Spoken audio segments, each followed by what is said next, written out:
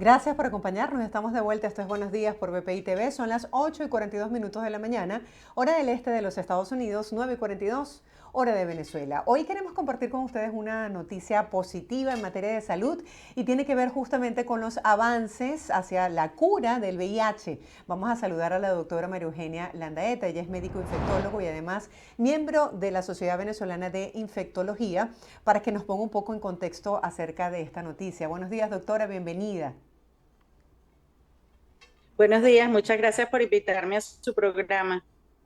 Vamos a hablar un poco acerca de cómo funciona este trasplante de células madres en el caso de algunos pacientes con VIH. ¿Qué nos puede decir sobre estos tres testimonios de mejoría? Fíjate, esa es una situación que se ha presentado en tres oportunidades. En un paciente en Berlín, en un paciente en Düsseldorf y recientemente en un paciente por casualidad venezolano que se encontraba en Londres, que por problemas de cáncer tuvieron que ser trasplantados con un trasplante de médula ósea con células madre o de donantes que tenían las características parecidas a las del paciente. Pero dio la casualidad que estos trasplantes, estas células, tienen un gen que se llama el gen delta 32, que es el gen del CCR5, que es un correceptor para la entrada del VIH en la célula humana. Eso hace que el VIH no logre entrar a las células y por esa razón las personas ahora son resistentes a la entrada del VIH. Es algo que, digamos, ha sido un hallazgo más o menos fortuito, pero que no se había logrado reproducir en los últimos años y fue solo recientemente que se logró reproducir. Si esto constituye o no un avance, digamos, tecnológico para la cura del VIH todavía no se sabe, porque son procedimientos muy difíciles y costosos y que no estarían accesibles para todas las personas. Habría que desarrollar otros métodos, digamos, mejores para tratar de curar o evitar la replicación del VIH o la entrada del VIH en la célula humana. Por supuesto que son muy buenas noticias, pero todavía falta mucho para tener un buen resultado o no a gran escala. Doctora, me gustaría que nos explicara un poco en qué otras enfermedades ha sido utilizada las células madres con buenos resultados. Fíjate, hay otras enfermedades donde se han utilizado, como por ejemplo, ya hablamos del trasplante de médula ósea para las leucemias y los linfomas, también para enfermedades genéticas, para reproducción, para mejoría de, por ejemplo, de órganos dañados, eh, para resolución de enfermedades que hasta ahora no tenían ninguna cura.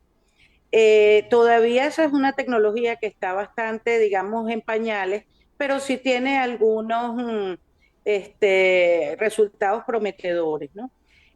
Como es un trasplante, también tiene eh, algunos problemas, digamos, que todavía están en solución, que sería, por ejemplo, lo que es el rechazo de trasplante, complicaciones por la inmunosupresión, que debe ser administrada al paciente para evitar este rechazo y complicaciones infecciosas que potencialmente pueda sufrir este paciente. Doctora, ¿cuáles son las características que debe tener una persona que quiera ser donante de células madres?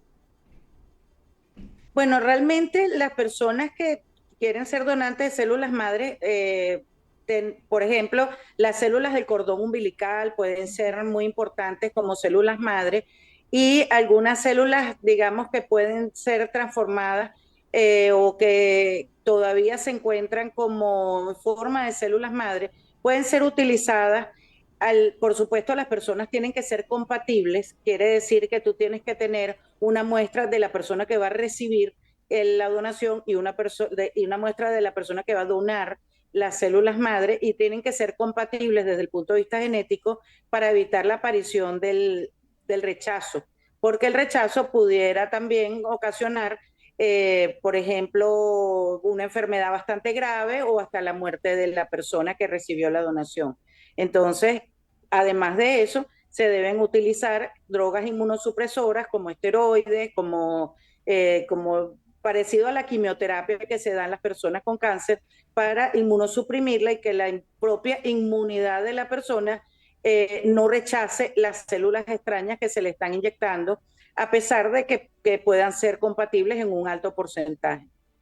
Doctora, ¿cuáles son los riesgos y qué tan sencillo puede ser este procedimiento? El procedimiento es relativamente sencillo porque lo que se hace es transfundirla como si fuera una transfusión de sangre de las células madre. Pero sí debemos estar seguros de que la persona no tiene, tanto el donante como el receptor, no tienen ninguna infección activa, porque el donante puede transmitir a través de esa transfusión la infección a la persona que la recibe y la persona que la recibe no tener ninguna infección activa, porque cuando empiezan entonces a administrarse las drogas inmunosupresoras puede causar una reactivación de esa infección y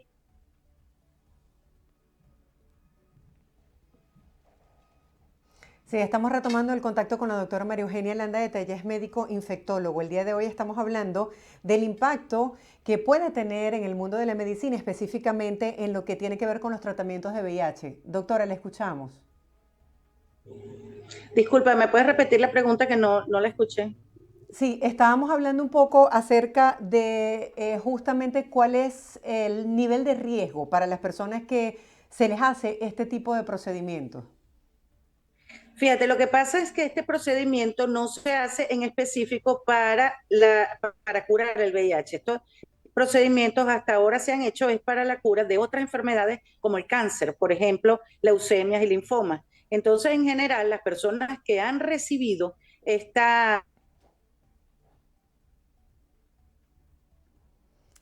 Sí, estamos retomando la conexión con la doctora. El día de hoy estamos hablando de cómo la ciencia está haciendo uso de procedimientos como es el trasplante de células madres para algunas enfermedades como es el caso del VIH. Doctora, la escuchamos.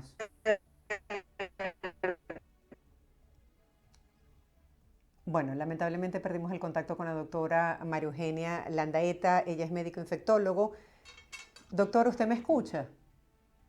Ajá, sí, lo que pasa es que de repente se me desconecta la llamada. Sí, lo entendemos. En vivo todo puede pasar. Doctora, he tenido la posibilidad de ir a Argentina, donde se hace este tipo de trasplante en un pueblo que se llama San Nicolás de los Arroyos, con células madres para el caso de un paciente con cardiopatías y le ayudó a mejorar su condición durante 3 años. Quisiera que nos hablara por qué los altos costos y en qué parte de América Latina, por ejemplo, los pacientes pueden hacerse este tipo de procedimientos. Bueno, fíjate, esos son procedimientos altamente, digamos, de alta tecnología, porque las células tienen que recibir un tratamiento que es de alta tecnología. Nosotros no tenemos disponible ese procedimiento, sin embargo, hay países que lo han ido desarrollando. Tenemos que tener el sitio de aislamiento para el paciente, tenemos que tener las drogas inmunosupresoras, tenemos que tener toda una serie de condiciones para que se puedan realizar estos trasplantes de células madre.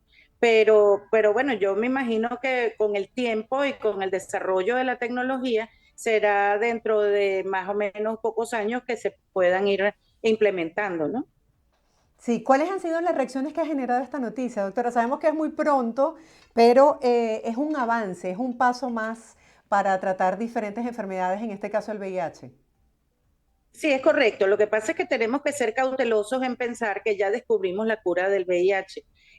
Son pacientes que se les han hecho estos trasplantes. Se sabe que en algunos de ellos, cuando tienen ese gen, se les ha, entre comillas, curado. Lo que pasa es que la palabra curación es una palabra, en el caso del VIH, como hay que ser muy cautelosos con eso, porque lo que se ha encontrado es que el VIH no se replica en estos pacientes y lo que tienen digamos, de seguimiento no es suficiente como para hablar realmente de una cura. Entonces, de inhibición de la replicación, de inhibición de la entrada del virus, ¿no?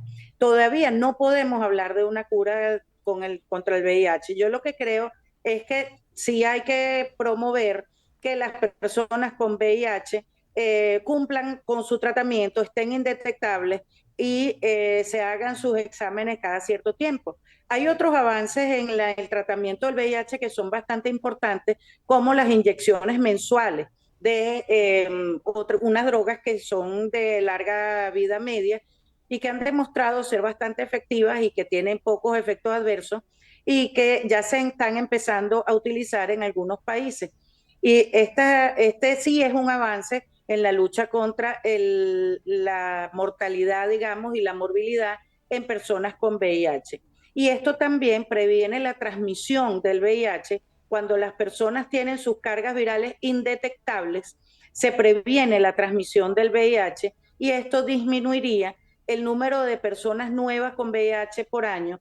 Y si esto se sostiene en el tiempo, se piensa que puede ser el fin de la epidemia, en el sentido de que si 90% de las personas están siendo atendidas por los sistemas de salud, 90% de las personas atendidas están recibiendo tratamiento y 90% de las personas que están recibiendo tratamiento se encuentran indetectables, podemos en un periodo de tiempo más o menos que han determinado las autoridades, eliminar completamente la transmisión del VIH y eso ya sería el fin de la epidemia.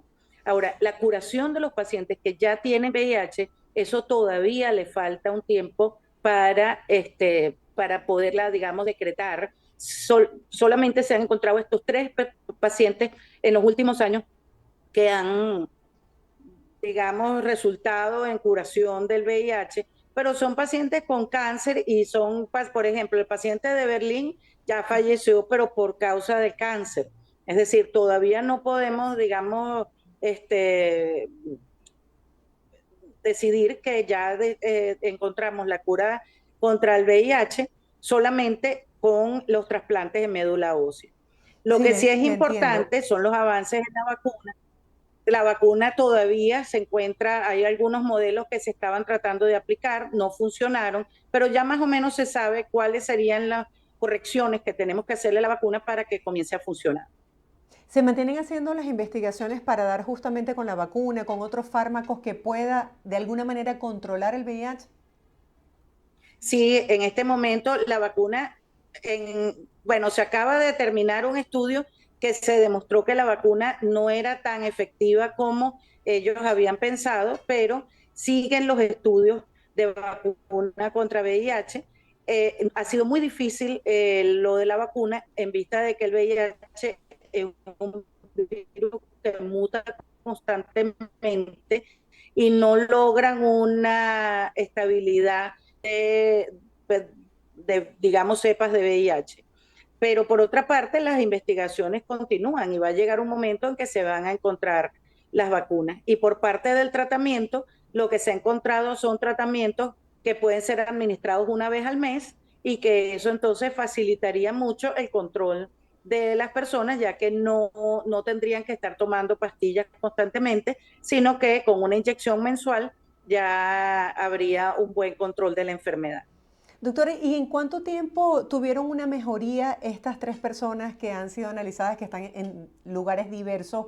¿Y cuál es el tipo de mejoría que ellos han tenido? Realmente lo que se encontró es que el virus de VIH siguió indetectable durante muchos meses, 29 meses es, creo es el mayor, la mayor medición que ellos hicieron. Y cuando hicieron el análisis genético del ADN del virus, encontraron que era un ADN que ellos llamaron fósil, o sea que no tenía ninguna actividad y por eso es que ellos piensan que ellos lograron eliminar, digamos, la actividad del virus en las personas. Ahora, ¿cuál es el protocolo que sigue para que se puedan continuar haciendo estas pruebas y se pueda tener ya una visión mucho más clara de cuál es el impacto que puede tener las células madres en los pacientes con VIH? El problema de las células madre es que a pesar de que es una tecnología bastante novedosa y que ha funcionado para muchas enfermedades, tiene todavía muchas cosas por descubrir. Todavía están en investigación muchos aspectos que todavía no se entiende bien por qué a veces funciona y a veces no funciona. Por eso las investigaciones siguen adelante y por lo menos ya se han encontrado que funcionan para ciertos tipos de enfermedades neoplásicas como linfoma y leucemia, pero fíjense, por ejemplo, el paciente de Berlín al final sí falleció por la enfermedad que se estaba tratando. Entonces todavía falta mucho tiempo y muchas investigaciones para de verdad encontrar cuál es la verdadera utilidad de estas células madre. Doctora, gracias por compartir con la audiencia esta información tan valiosa. Es al menos una esperanza en el camino. Bueno, muchas gracias por su invitación. Estoy a la orden cuando necesite. Muchísimas gracias. Estábamos conversando con la doctora María Eugenia Landaeta. Ella es médico infectólogo, hablando el día de hoy sobre estos 3 casos de personas que han tenido una mejoría considerable en su condición de VIH. Nosotros nos despedimos y lo hacemos con estas imágenes desde República Dominicana, porque aunque el sol caribeño muy propio en estos países no es el mejor aliado ni del maquillaje ni de toda esa indumentaria de las telas y los disfraces típicos del carnaval, ellos lo pudieron hacer. Son 80 comparsas que desfilaron con toda la ilusión este domingo por el malecón de Santo Domingo. Niños y mayores, ataviados con colores brillantes y por supuesto con sus grandes sonrisas, participaron en este desfile que posiblemente a causa del calor tardó más de la cuenta en comenzar con respecto a las previsiones de los organizadores, la Unión Carnavales del Distrito y el Ayuntamiento Capitalino. Con estas imágenes desde el Carnaval de República Dominicana nos despedimos y será hasta mañana martes para presentarles las noticias más importantes del acontecer nacional e internacional, además de interesantes entrevistas en una nueva edición de Buenos Días. Con este carnaval tan vistoso desde República Dominicana, que termina, por cierto, el 5 de marzo. Así que si ustedes están en República Dominicana, tienen oportunidad de disfrutar de esta comparsa y de este colorido. Nosotros nos despedimos el día de hoy y les esperamos este martes en una nueva edición de Buenos Días.